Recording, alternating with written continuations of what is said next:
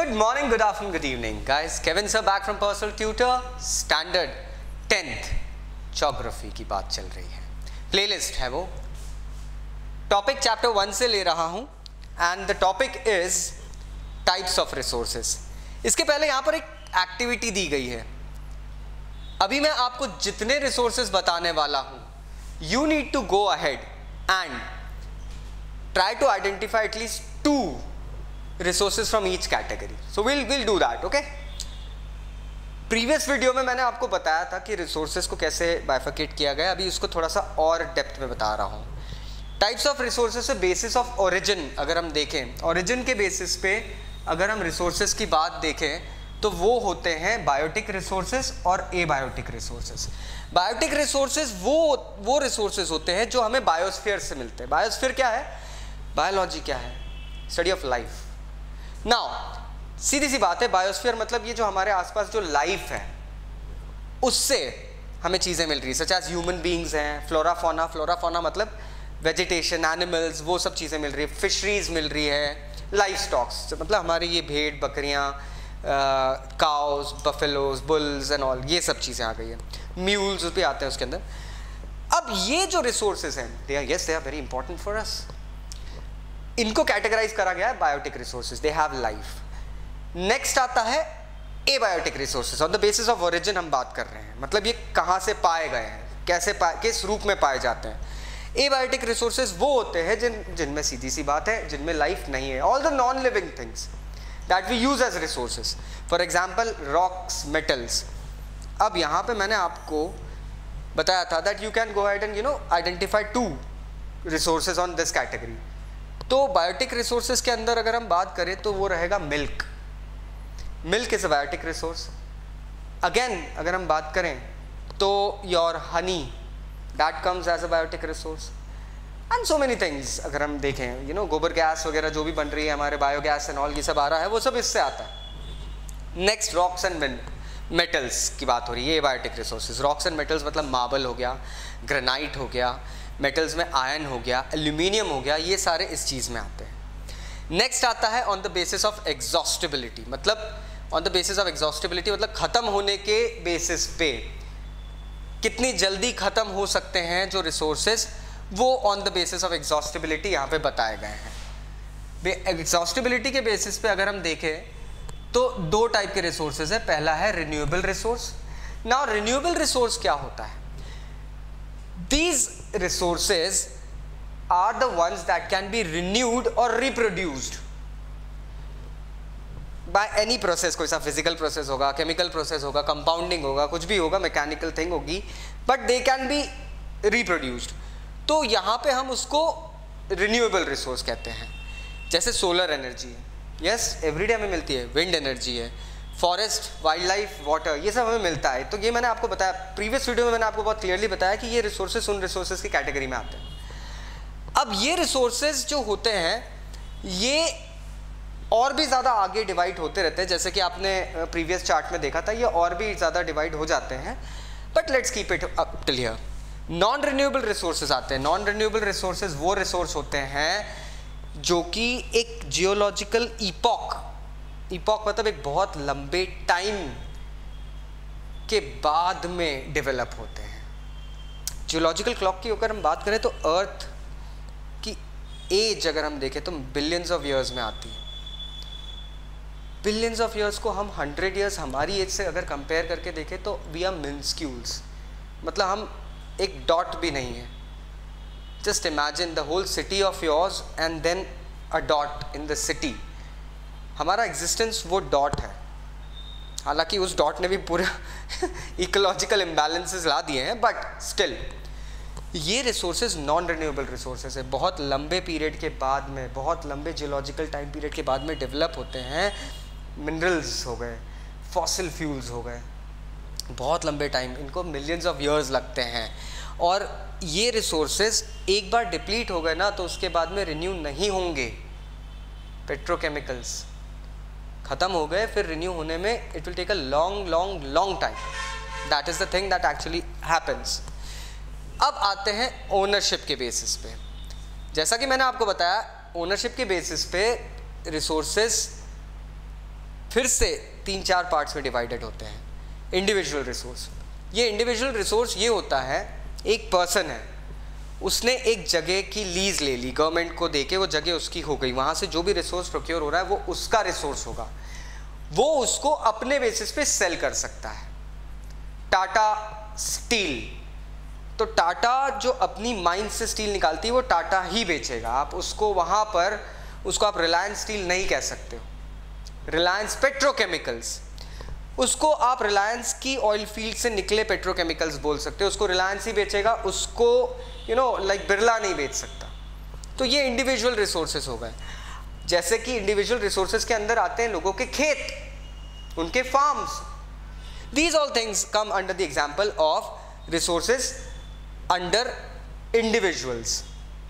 Next आता है community owned resources. अब ये कम्युनिटी ओन्ड रिसोर्सेज जिस तरीके से मैंने बताया था, ये कुछ ऐसे रिसोर्सेज रहते हैं जो एक पूरी कम्युनिटी यूज़ करती है। गांव में ग्रेजिंग ग्राउंड है, मतलब गांव के जो एनिमल्स हैं उनके ग्रेजिंग के लिए वहाँ पर पास्चर्स हैं, उन पास्चर्स को कम्युनिटी रिसोर्स कहेंगे। बरियल ग्राउंड्स हैं, जैसे क्रिश्चियंस में अगर हम बात करें तो देयर आर सेमेट्रीज, एक बहुत बड़ा लार्ज एरिया होता है जहाँ पे डेड्स को बरी किया जाता है, वो ज़मीन सारे क्रिश्चियंस यूज़ कर सकते हैं, तो वो एक कम्युनिटी रिसोर्स हो गई।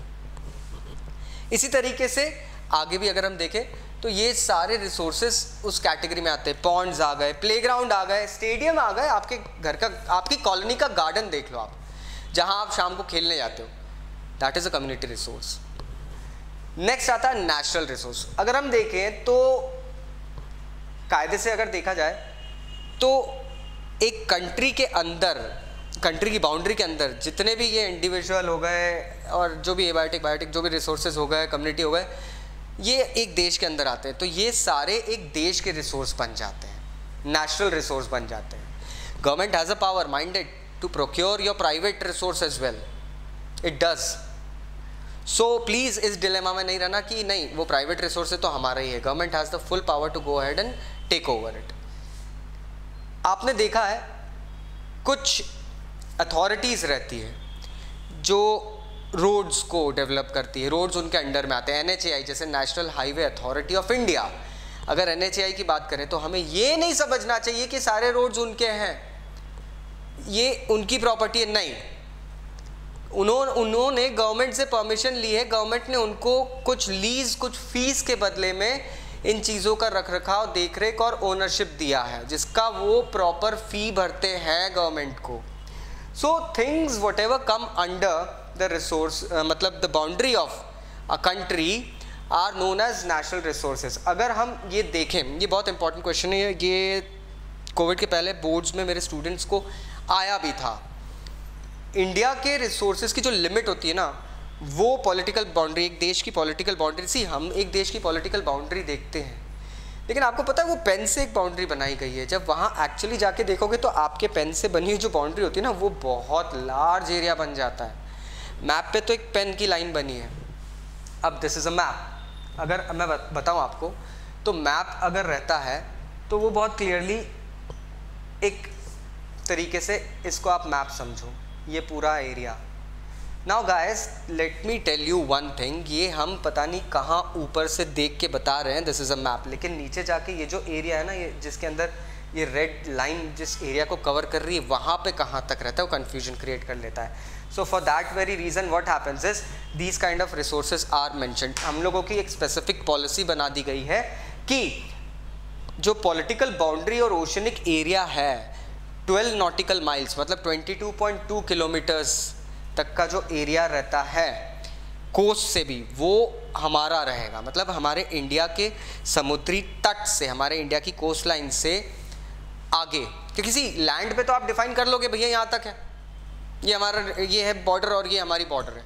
ओशन में क्या करेंगे? ओशन में इंटरनेशनल वाटर्स भी आ जाते हैं, तो वहाँ 22.2 किलोमीटर्स तक हम लोगों ने 12 नॉटिकल माइल्स तक अपने रिसोर्सेज के बारे में कहा गया। ये खैर ये पूरे वर्ल्ड में एप्लीकेबल होता है। उसके बाद में इंटरनेशनल वाटर्स आ जाते हैं। अब इंटरनेशनल वाटर्स की बात करें तो इंटरनेशनल रिसोर्सेज की भी बात कर लेते हैं। इंटरनेशनल रिसोर्सेज वो रिसोर्सेज होते हैं जो कि किसी भी देश की बाउंड्री में नहीं आते। 22.2 किलोमीटर के बाद में जो एरिया आता है इंटरनेशनल वाटर आता है, लेकिन एक कोस्टलाइन से 200 नॉटिकल माइल्स का जो एरिया आता है, वो 200 नॉटिकल माइल्स का जो एरिया आता है वो ओपन ओशन कहलाता है। वो किसी भी कंट्री के अंडर में नहीं आता है, उसे इंटरनेशनल लाइक वहाँ पे कुछ रिसोर्स रहते हैं मिलते हैं तो वो इंटरनेशनल रिसोर्स कहलाते हैं। वहाँ पे कंट्रीज मिल के टेक्नोलॉजिकल एडवांसमेंट करती है और फिर उनको प्रोक्योर करती है। तो ये इंटरनेशनल रिसोर्सेज होगा और इसमें it is not possible to go ahead and procure those resources without international intervention. ऐसा मत सोचिए कि भैया ठीक है 200 नॉटिकल माइल्स के बाहर है तो हम उसको जाके प्रोक्योर कर लेंगे, नहीं, you have to. There are organisation such as United Nations and all the things, वहाँ पर आपको UNDP वगैरह, यूनाइटेड नेशंस डेवलपमेंट प्रोग्राम वगैरह, उनके अंदर जाके आपको परमिशन लेना पड़ती है। There are certain countries that come up together and then you go ahead and get all these things together. Then आते हैं resources on the basis of development. अब डेवलपमेंट के बेसिस पे मैं आपको पहले बता चुका हूँ, पोटेंशियल रिसोर्सेज सबसे पहले आते हैं। ये वो रिसोर्सेज होते हैं जो एक जगह पे मिल तो रहे हैं, हमें पता है, लेकिन अभी तक हमने ना उनको टैप नहीं करा है। टैप मतलब हमने अभी तक उनको पाया नहीं है। तो ये आ जाते हैं आपके पोटेंशियल रिसोर्सेज की कैटेगरी में। अब जैसे अगर हम बात करें राजस्थान और गुजरात के अंदर बहुत सारा एरिया है, रन ऑफ कच्छ और जो हमारा थार डेजर्ट है, वो बहुत सारा ऐसा एरिया है जहाँ पे हमने अभी तक कोई भी डेवलपमेंट नहीं करा है अभी तक, क्योंकि वहाँ कंडीशंस बहुत सिवियर है। लेकिन वहाँ सोलर एनर्जी और विंड एनर्जी की पूरी अवेलेबिलिटी दोस्तों, तो वो हमारे यहाँ पर एक ऐसा रिसोर्स है जो हम यूज़ नहीं कर पा रहे हैं, तो that will again come in the category of potential resources. तो पोटेंशियल रिसोर्सेज के अंदर आ गए हैं। नेक्स्ट आता है डेवलप्ड रिसोर्सेज। नर्मदा वैली में अगर हम बात करें, मध्य प्रदेश की बात करते हैं, तो नर्मदा वैली में एक जगह ऐसी है जहाँ पे एशिया का सबसे बड़ा सोलर प्लांट लगाया गया है, बहुत बड़े एरिया में। वहाँ पे सोलर एनर्जी अति में मतलब डेवलप हो रही है। The electricity demand of the state has surplused. ये हो गया आपका डेवलप्ड रिसोर्स, वहाँ पे रिसोर्स मिल रहा है। किसी जगह कोल माइन है, उसको आप वहाँ से कोल निकाल रहे हैं, again it will be called developed resource, ठीक है। तो that comes in the level of develop. और स्टॉक आ जाता है। अब कहते हैं कि एमपी में बहुत ज़्यादा इलेक्ट्रिसिटी डेवलप हो रही है, तो क्या कर रहे हैं, इलेक्ट्रिसिटी को स्टोर करके रखा जा रहा है। इलेक्ट्रिसिटी को स्टोर करके रखा जा रहा है, तो ये सब आ गया आपके स्टॉक के अंदर। So this is again the stock resource that is gone ahead and covered, मतलब you can use them later on and in any later time period. अब इनको स्टॉक्स को इसलिए कहा जाता है, एक डिफरेंस होता है दोस्तों, आप ध्यान में रखना, स्टॉक और रिजर्व। स्टॉक वो होता है जिसको आपने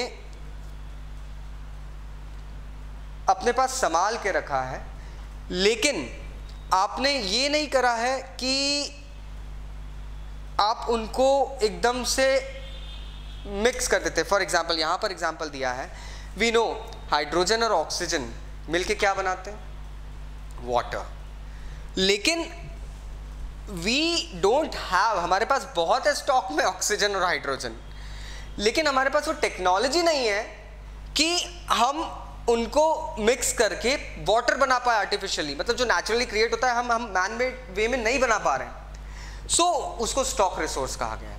रिजर्व रिसोर्स थोड़े से अलग होते हैं।